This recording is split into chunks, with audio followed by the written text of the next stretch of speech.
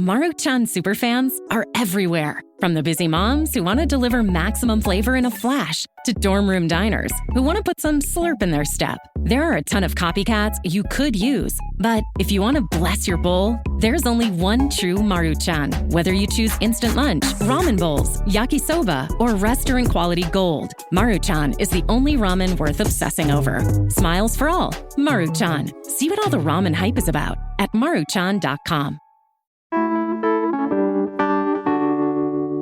If you're looking for ideas of what to do in between holidays, we're gathering ways to keep social and active this coming winter. On yesterday's show, our resident good time maker, Eden Dawn, shared her curated list of activities that don't involve a ski pass. And today on CityCast Portland, we're adding to that bucket list with another round. But this one involves some of the oldest drinking establishments on the West Coast. So we're revisiting a conversation we had with the hosts of the History by the Glass podcast. Nate Gale and Alfredo Moreno have been drinking their way through Portland's historic taverns and are sharing some of the unexpected history from a few of our favorite watering holes. So pull up a bar stool, they've got some stories. It's Tuesday, November 28th. I'm Claudia Meza, and this is what Portland's talking about.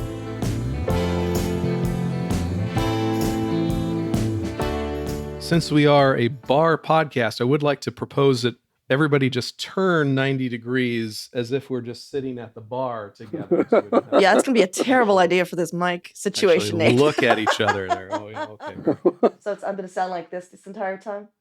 I'm a guest. I will play. Oh, by I the appreciate host. that, Nate. Yeah, Thanks for letting us do our show the way we normally do it. Yeah. Thanks. Well, Nate, Alfredo, thanks so much for stopping by today. Yeah, Absolutely. Well, thank you for having us. oh, we're honored someone took an interest. Yeah. You know what? I started listening to your podcast because of the Slims episode, and I live in St. John's, so I was really excited. I don't know if you've picked up the vibe of St. John's. St. John's loves St. John's. It's like Yes. Portland loves Portland. St. John's loves St. John's, you know? But how do you pick which bar you're going to do a deep dive on? Is there like a historic tavern registry that we don't know about? Like, I'd love to know. Yeah, I'll take that one. This whole project started based on a book that I stumbled across at the Skyline Tavern called History by the Glass by a guy named Paul Pinterich in 1996. It had a tour of Portland's old bars at the time, and I showed it to Nate. I said, we've got to go to all these that are still open. I don't know what we're going to do, but let's just go. And so we started going. We went through that book. This same guy did a second book in 2007. We finished all those bars. And now we're on to what we call phase 2, which is just, there's a lot more old bars out there. And Slims, for whatever reason, was not included in either of those books. And it's one of the many that we've gone to on our own. And yes, to answer your question, there is a unpublished historic tavern registry that we have kind of created. It's us. Yeah. It's us. We've just kind of built this thing over the last few months, and it's got it all. It breaks down, by business age, by location age, building age. We found some ways to kind of look back through city records and find some of that, but now we're just flying freestyle. Have you found that there are general characteristics of a classic old Portland bar? Because I know you've gone through how many now? Like 45, something like that. 45. Some are still with us. And, Okay. Are there any things that you're just like, oh, this is a classic Portland bar? other than like, photos of bridges being built. So there isn't like a good connective tissue of, Oh, that's good to know. of what makes a old Portland bar. But there are some things that we really love to see in an old bar. And that's, celebrating its own history. As soon as you walk in, you know that you are stepping into something that's been there longer than maybe you have been there. Just put the established date on your website. Absolutely. That's a step in the right direction. That's fantastic. Yeah, a paragraph about your history on your website is amazing. Celebrates the people. They're photos of regulars, people who've been working there a long time. Maybe there's a little plaque at someone's chair who is no longer with us. But that actual memorabilia stuff, for us, the idea of community is above all else in what we do, I think. And just the idea of the ghosts and the generations of people that have walked in and out of these places. I've lived here my whole life. So if I haven't been to these places, I've certainly driven by them my entire life. And they do feel like just part of the fabric of who I am, whether or not I've walked in there for the first time or the 100th time. There's just something romantic about, at any moment, this thing could be endangered and it could go away. Yeah. I moved here from Albuquerque, New Mexico in 2010. And, what I've found in Portland is a city that, really leans into its preservation, maybe more than we give it credit for. There is a lot of old bars here. I mean, there's a lot of bars in general, but there's a lot of places. I mean, thankfully for this project, if we were back in Albuquerque, we would have wrapped up, a year and a half ago. But, the wrecking ball is always just hanging around the corner ready to, to redevelop, your favorite old bar. So there is some urgency to this project because of that. Hey, Alfredo, I could tell from listening that you're the guy that goes deep. Like, you're the guy that puts on that little, detective hat and you have the magnifying glass. Which bar has had the most unexpected history? First, it was a no-brainer to go to Huber's and its incredible immigrant-powered history, which I recommend anyone look up. But unexpected is the word you asked, and I think... for me, the most unexpected was a place that not a lot of people know of as an old bar, but the Selwood Saloon in Selwood, of course, has been serving drinks out of its building since 1906. And it's been a documented place where people were getting drinks since 1890. But we stopped in there with minimal expectations. And when you walk in, it is just a classic Portland neighborhood tavern. There's nothing all that special about the inside, but it's like the second oldest, still in the same building place in the whole city. So nobody speaks of it. No one seems to put it up there with a Huber's or a Jake's. So the unexpected part is that just no one seems to know about it. Exactly. It wasn't like, and it's run by a ghost, or anything. Right. Okay, No, we don't, I mean, there's, like I said, Huber's probably has like the most epic history, but it's very well documented. Very well known if you go look it up, or you could listen to our podcast also. That's a great way to get information on the. But there's so many joints with their own story out there. That's I think ultimately what I'm getting at there. Gotcha. And how old is Selwood Saloon?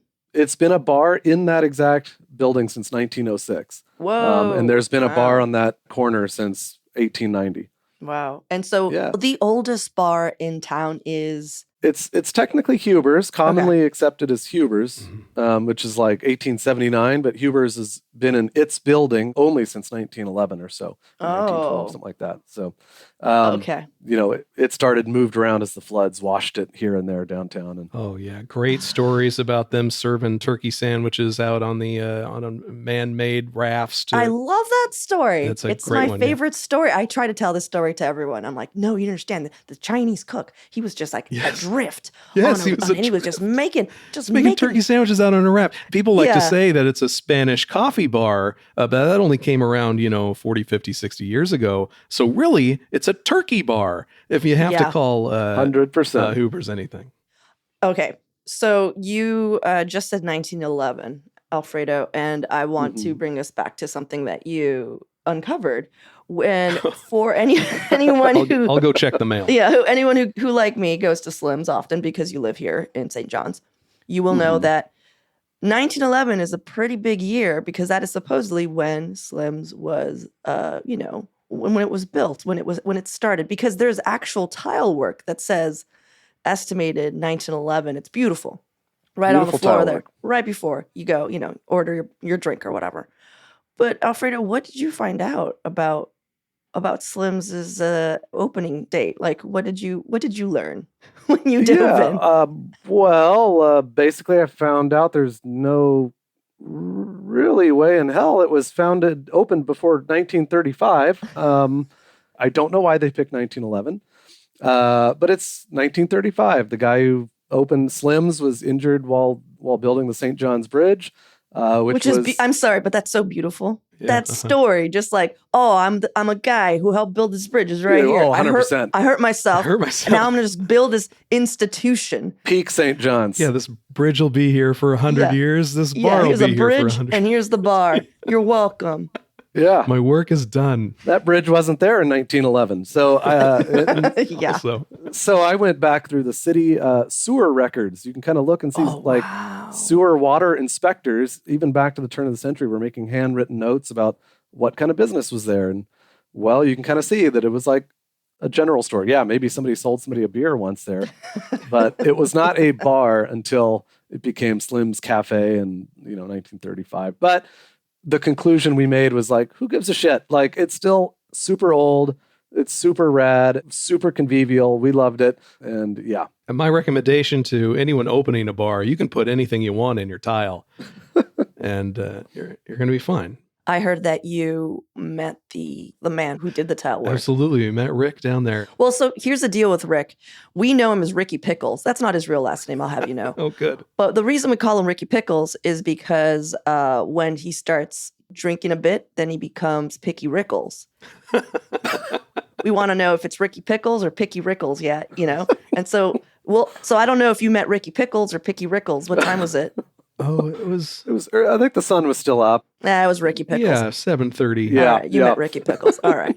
God, we got to get back to that bar, man. But you see, these stories about how regulars are connecting at the bar, that's the whole point of having a place in the community. All right, well, let's take a quick break here. And when we return, more with Nate and Alfredo on Portland's historic bars.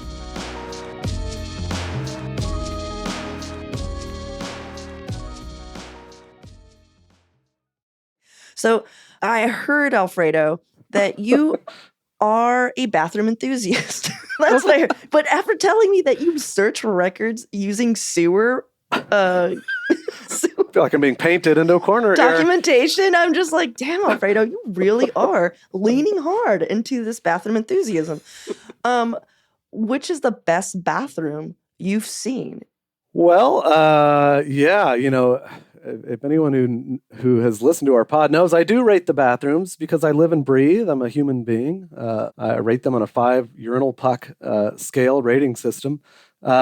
We've only given one 5 puck perfect score.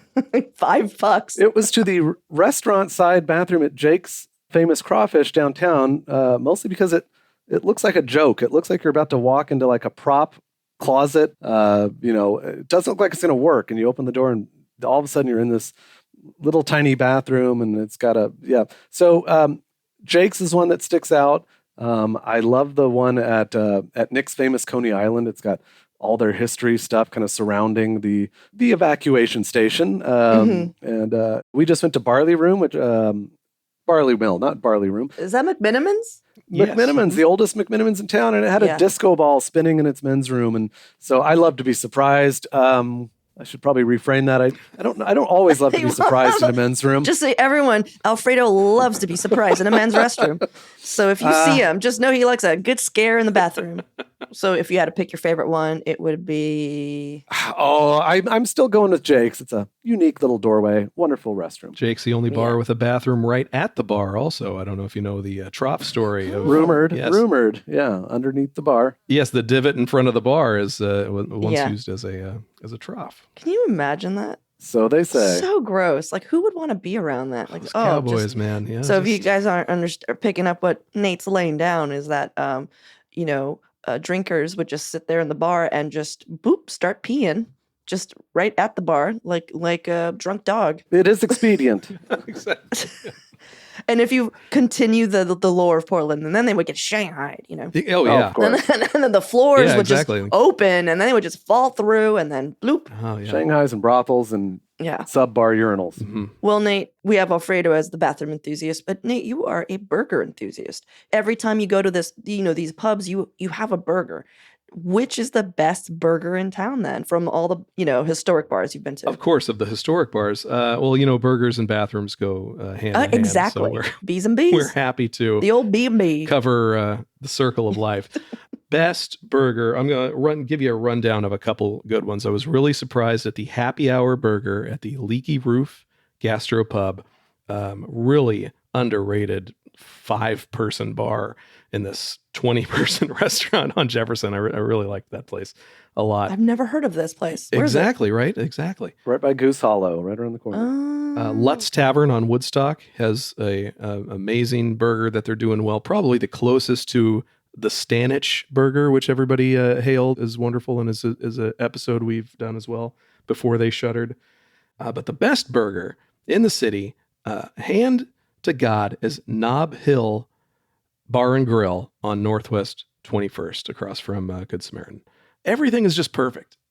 Dill, onion, mayonnaise, crunch, all that stuff. Perfect.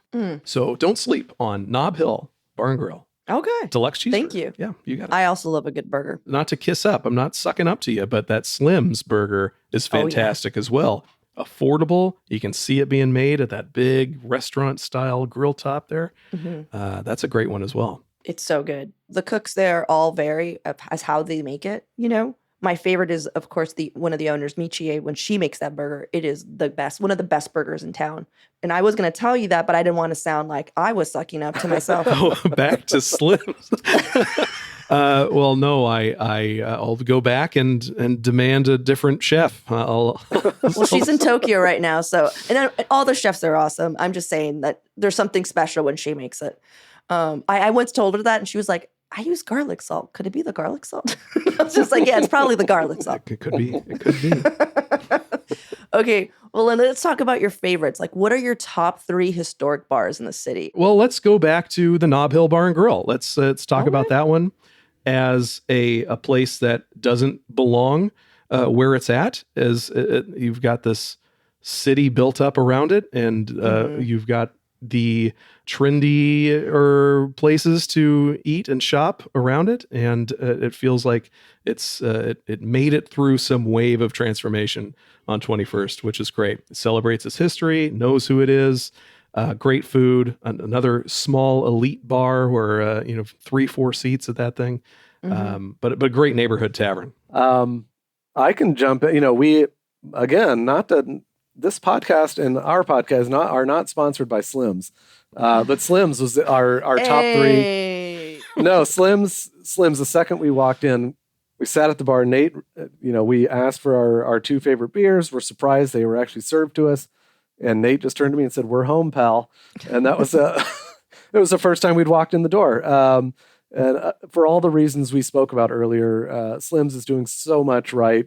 We wish we lived a lot closer, but it is everything you want in a historic bar, and just that spirit, that energy of people who felt empowered to come up and start a conversation with us, whether we wanted one or not, was wonderful. Ultimately, we do want the conversation. So Slim's is right there, and I'll let Nate tell us what our number 1 bar was of all of them. Ooh, drum roll.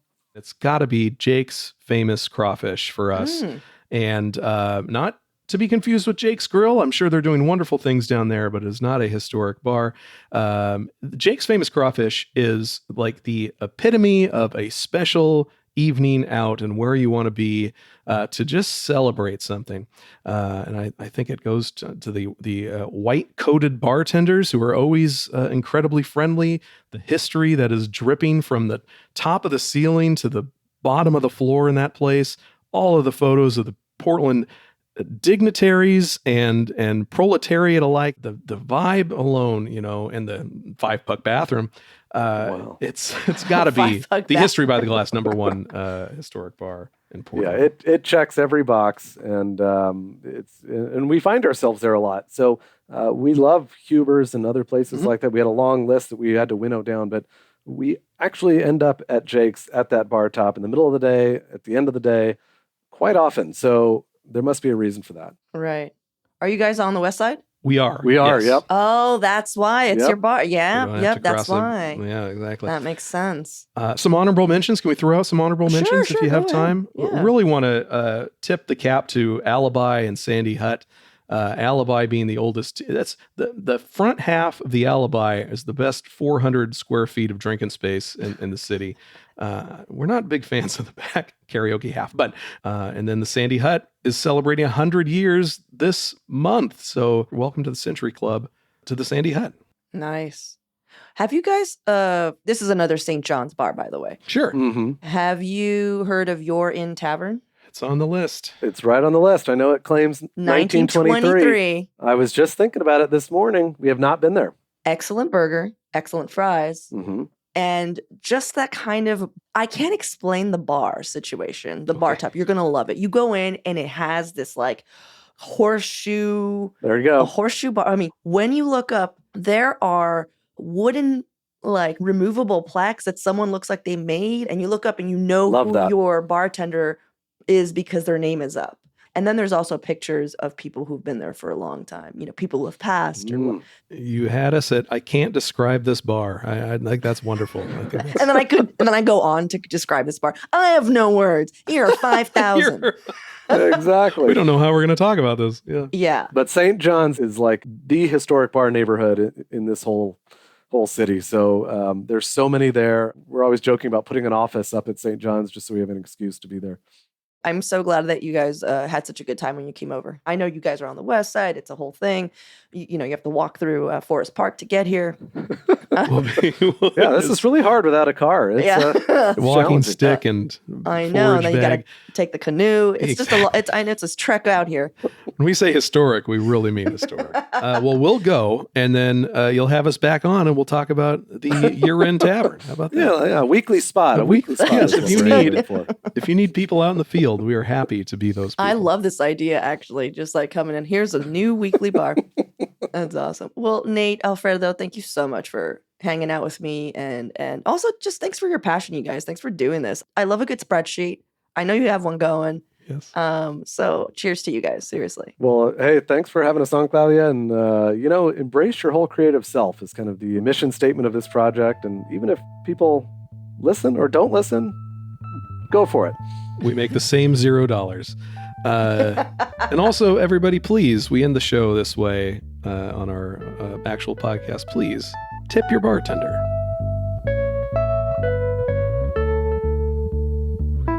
That's all for today here on CityCast Portland. Thank you so much for listening. If you'd like to support the show, please share it with a friend, rate or leave us a good review. We'll be back tomorrow morning with more from around the city. Until then, see you at Slim's.